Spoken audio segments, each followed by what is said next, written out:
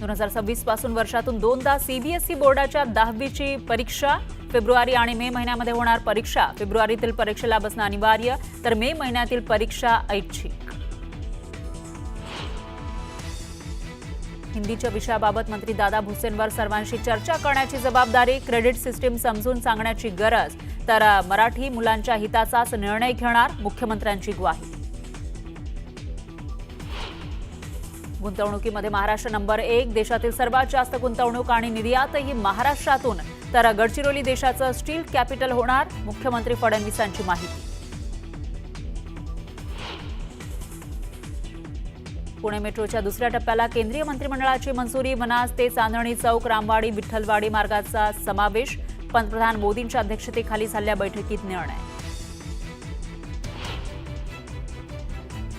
अंदाज समितीच्या सदस्यांचा शाही थाट, चांदीच्या ताटात पंचपक्वानावर मारला ताव। एका थाळीसाठी 4,500 रुपयांचा खर्च आल्यानं नव्या वादाला फुटलं तोंड।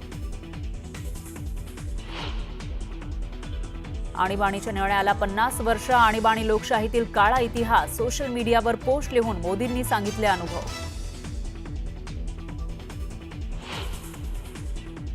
शक्तीपीठ हायवेच्या भूसंपादनावरून धाराशिवमधील शेतकरी आक्रमक। जिल्हाधिकारी कार्यालयामध्ये जाऊन जोरदार घोषणाबाजी करत दर्शवला विरोध।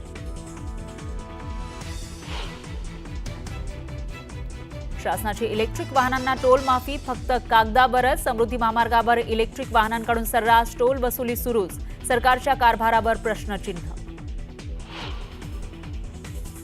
नंदुरबारला पावसानं झोडपलं, अक्कलकुवाच्या मकराणी फळी गावात पूरसदृश्य स्थिती। अनेक घरांमध्ये पाणी आल्यानं नुकसान।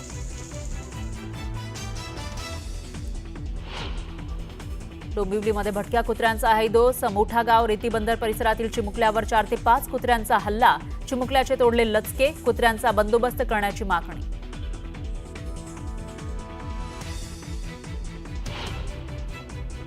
शुभांशु शुक्लांनी रचला इतिहास। शुक्लांनी घेतली आंतरराष्ट्रीय अंतराळ स्थानकाकडे झेप। ISSला भेट देणारे शुक्ला ठरले पहिले भारतीय।